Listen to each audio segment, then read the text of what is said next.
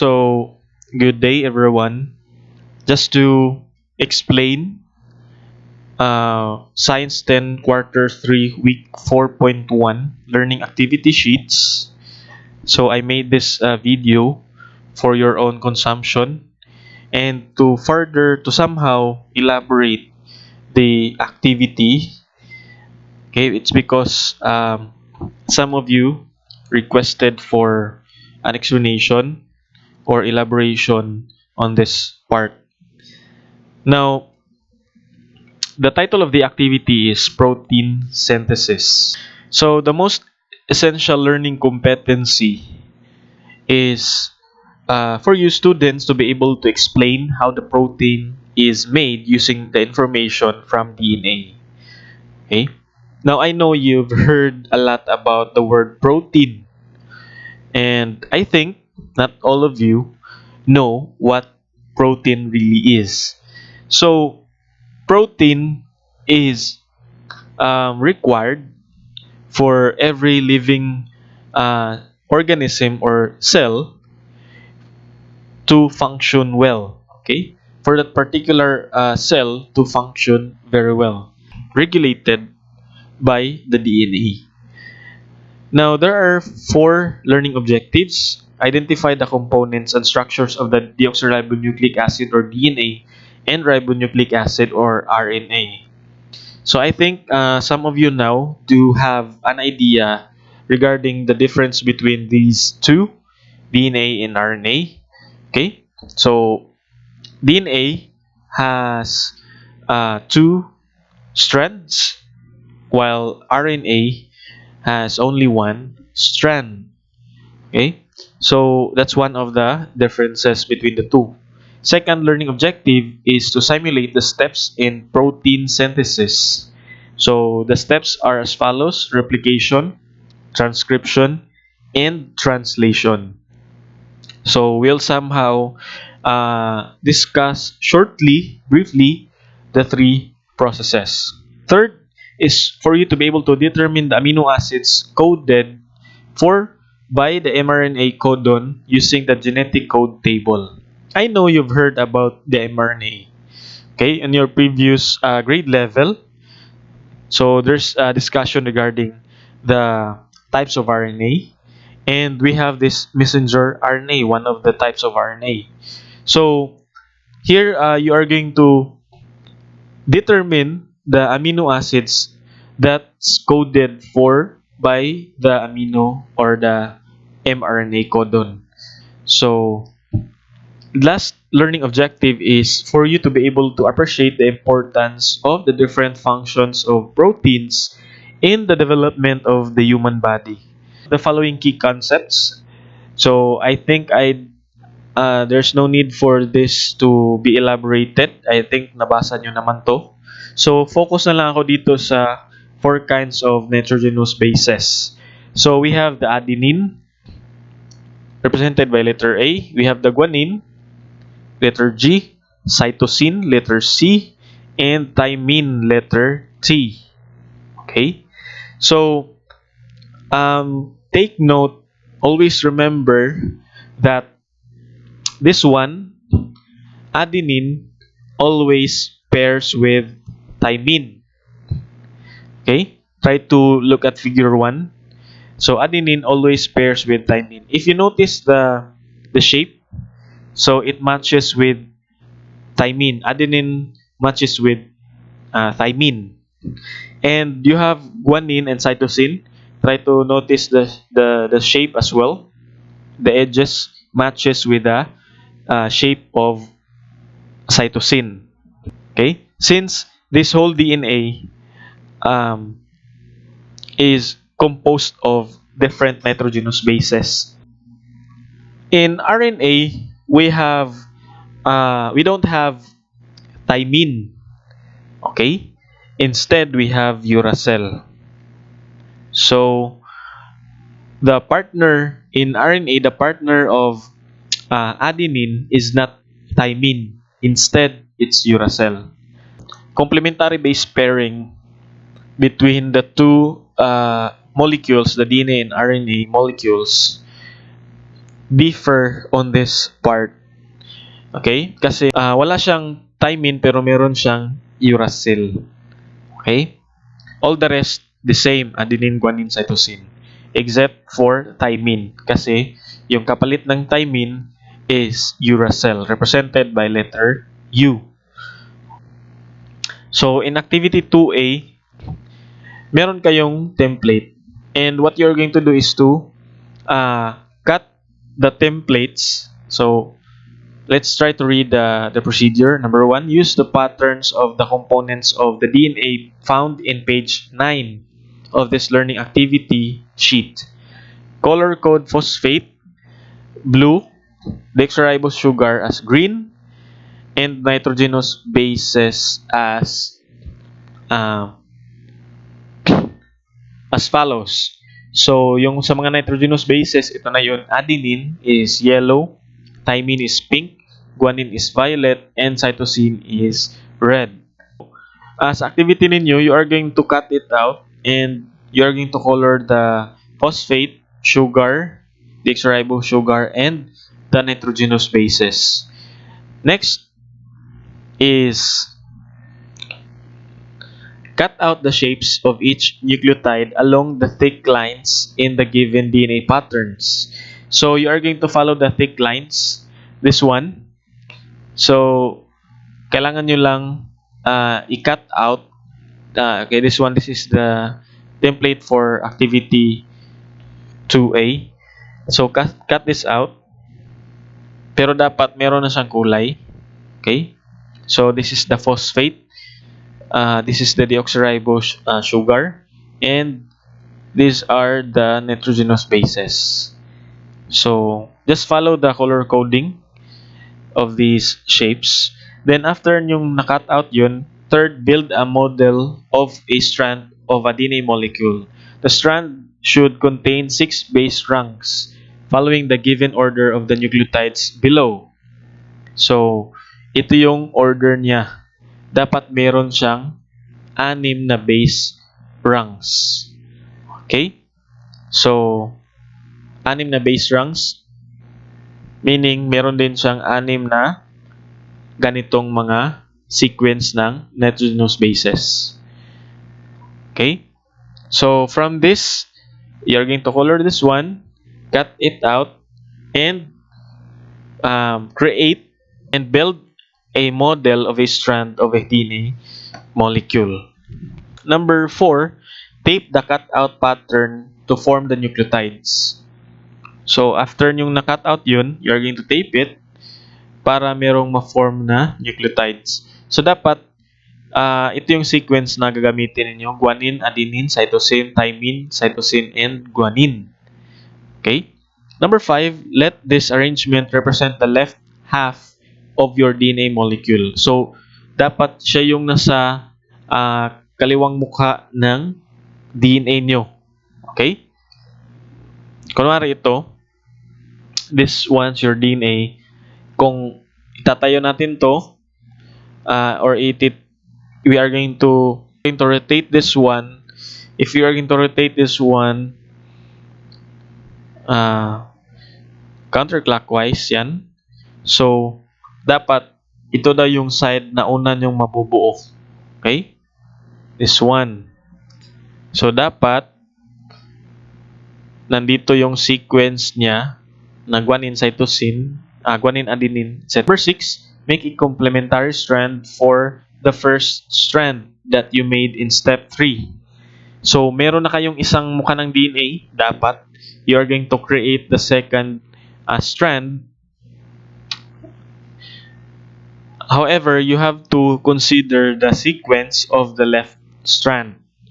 Okay? The sequence of the nitrogenous bases. Number 7, tape the cutout pattern forming the nucleotides for the second strand of the DNA molecule. 8, match the bases of the first strand and the second strand. Do not tape across bases. Number 9, once you have made your DNA model, separate the 2 strands of the DNA model down the middle so that there are now 2 single strands of DNA. Number 10, create new double-stranded DNA by matching complementary nucleotides to the bases on each single strand. So you have to create new double-stranded DNA, okay, by matching the complementary nucleotides. So, ibig sabihin nito, you are going to, um,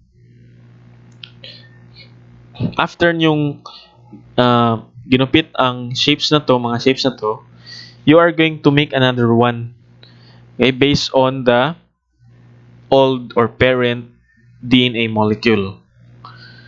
So once you have made your DNA molecule, separate the two strands. Okay, so you are going to separate it into two, and you are going to, okay, separate the two strands of the DNA model down the middle so that there are now two single strands of DNA. So create a new double-stranded DNA by matching complementary nucleotides to the bases on each single strand. 11. Tape and then cut out the pattern forming the nucleotides for each of the single nucleotides. 12. When you are finished, mount the original DNA model and the DNA model with its complementary strand in the new recycled folder or cartolina. So you have the following materials needed: crayons, scissors, paste or tape, and recycled long size folder or cartolina. Now, please remember that you are going to, based on the procedures, you are going to print two copies of the template. Okay? It's because you only have limited number of nitrogenous bases in one template. Next, activity 2B, you have there, follow, number 1, follow the given procedure in activity 2A from steps 1 to 4. So, ano yung steps 1 to 4? Just follow that. Use the pattern, okay, and color the code. Yun. Cut out the shapes. Build a model of a strand of a DNA molecule. So, in this case, sa 2B, this ones you are going to create an RNA molecule.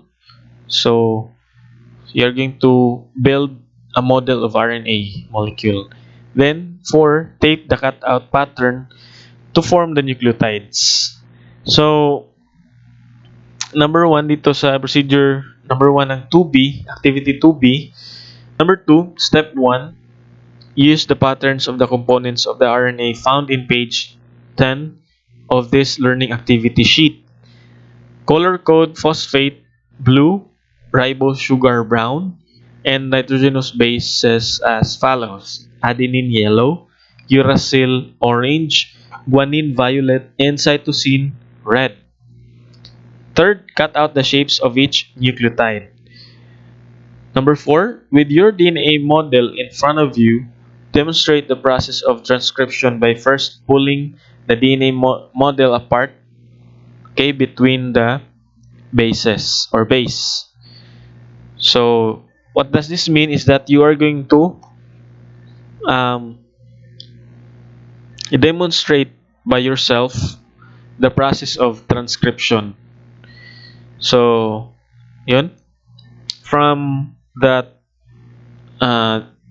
di ba ito yung template sa second activity, 2B? Okay? So, this is the template that you are going to use. No? You are going to use the DNA model. You are going to transcribe it into an RNA code. Okay? So, from DNA to RNA ito na process. So, ang basis niyo sa sequence, okay, using the right strand of the DNA model in step 3, in activity 2A, begin matching the complementary RNA nucleotides with the exposed bases on the DNA model to make mRNA. Okay? So it should be clear that you're not going to make here a DNA strand. Instead, you are going to make an RNA or mRNA strand. out from that DNA model you created in activity 2A. Number 6, tape the RNA nucleotides. And number 7, when you are finished, tape your new mRNA molecule together. Again, in this process, you are going to base your mRNA strand or mRNA code from the right side. Because you are going to match your complementary RNA, no, from the right strand of the DNA model in step 3. Okay. So when you are finished, tape your new mRNA molecule together. So meron na kayong isang strand ng mRNA based on the DNA model. So we have the last activity 2C, relay the message. So what you are going to do is, number 1, the same pa rin, follow the given procedure in activity 2A from steps 1 to 3. Okay? So di ba yung number 1 is you are going to use the patterns, no, of the components of the DNA found in page 9, yung binigay ko sa inyo, and you're going to use the color codes indicated in activity 2C. Okay, ito yung color code niya. Yan. So, number 2, fasten molecule together using a clear tape across base pairs. Step 1, ito yung step 1 talaga ng activity na to, use the patterns of the components found in page of RNA found in page 11. So yun, binigay ko. Number 4, cut out the shapes of each nucleotide of RNA. Number 5, with your DNA model in front of you, pull apart the DNA model. So, di ba yung ginawa natin is that di ba yung ginawa natin in activity 2B is that we pulled the DNA model apart and we conducted transcription based on the nitrogenous sequence of that DNA. So here, using the right strand of the DNA model in step 3, begin matching complementary RNA nucleotides with the exposed bases on the DNA model. So, meron na kayong nagawang RNA nucleotides. Now, number 8, fasten your molecule together using a clear tape. Imagine that mRNA leaves the cell nucleus and moves out of the cell's ribosome. So, dito na gagawa ng protein. Why? It's because the moment na lalabas yung mRNA sa nucleus, it will be attached to the cell's ribosomes. Now, meanwhile, transfer tRNA or tRNA is present in the cell cytoplasm. tRNA has 3 base sequence. We call that triplet or anticodon. So that can match with the bases of mRNA. Number 9, cut out the 2 models of tRNA only along solid lines. So, di ba meron kayong tRNA na template? This one. In activity 2C. So, you have this tRNA model. Okay, you have to cut this out. And then, join the tRNA molecules to the mRNA molecule or model. 11, when you are finished, tape your model of the translation process on the illustration board or folder. Okay? So, almost the same with activity 2B. However, you are going to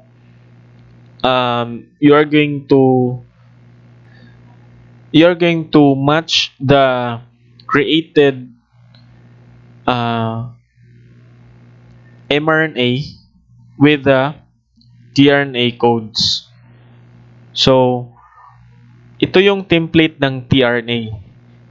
After nyong gumawa ng cutout nito, you're going to match this one with that of the mRNA base sequence. Okay? So, however, you are going to attach this first, no? Itong dalawang to, you are going to attach this dito sa um, itaas na bahagi ng tRNA model ninyo. So, may isang ano lang, tawag nito, merong isang umbok dito, merong ganitong shape. So, dito siya. And this one is for this molecule. Okay? Now, this represents that this represents the idea that the tRNA carries a specific amino acid. So this one is the amino acid serine, and this one's the amino acid aspartic acid. So dapat nasa ibabaw ng tRNA model tong mga to. Okay? And what happens next is you are going to join the tRNA molecules to the mRNA model. So, di ba meron tayong tinatawag na triplet ito? So, this one now is our triplet. Ito yung merong tatlong grupo ng nitrogenous bases. Okay? So, usually, yung tRNA kasi is a floating molecule inside the cytoplasm carrying these three nitrogenous bases, and along with it is yung kanilang dinadalang amino acid. Okay? So, pag nag-match ito sa uh, sequence ng first sequence, for example, ng mRNA, so meron na kayong unang amino acid. Okay? And the second triplet, ito will should match with that of the second segment of the mRNA, that you are going to um, paste your finished product or the translation process output in an illustration board or folder. You're going to tape it. Okay? So, yun. So, if you have some more questions, clarifications, feel free to give me a direct message.